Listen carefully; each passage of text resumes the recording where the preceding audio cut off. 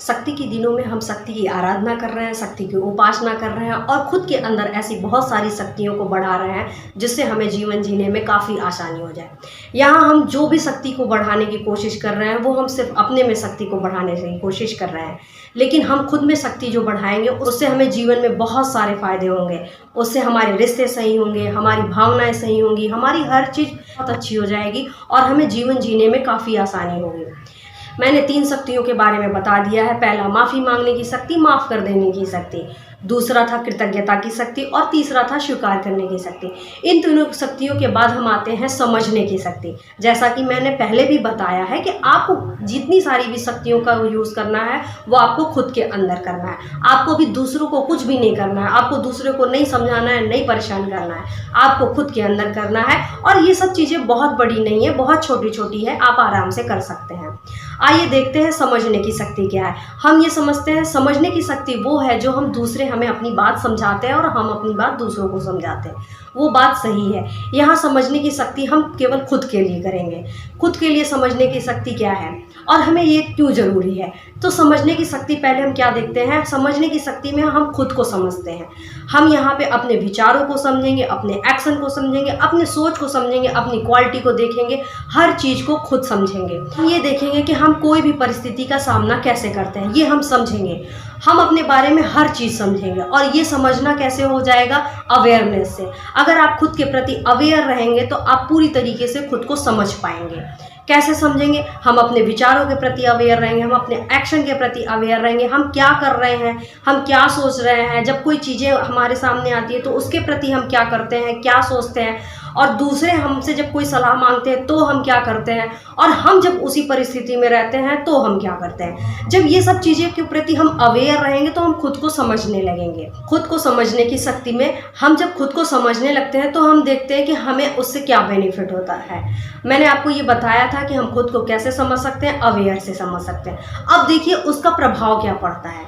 जब हम खुद को समझते हैं तो हम खुद से जुड़ने लगते हैं, हम अपनी बारे में जानने लगते हैं और हम दूसरों के पीछे भागना बंद कर देते हैं। हम क्या करते हैं कि हम दूसरों के पीछे लगातार भागते हैं कि आप ऐसा कीजिए, आप वैसा कीजिए, आपको ये करना चाहिए, आपको वैसा करना चाहिए। और इस चीज़ का हम इतनी अच्छी वजह देते हैं कि हम अपनों को नहीं समझाएंगे, हम अपनों को रास्ता नहीं दिखाएंगे तो कौन दिखाएगा। मैं ये बिल्कुल नहीं कह रही हूँ कि आपको अपनों को रास्ता नहीं दिखाना चाहिए, आपको अपने को सपोर्ट नहीं करना चाहिए, बिल्कुल करना चाहिए। लेकिन आप सपोर्ट करने में सिर्फ आप बता सकते हैं अपनी बातें, आप उनके ऊपर दबाव नहीं डाल सकते हैं।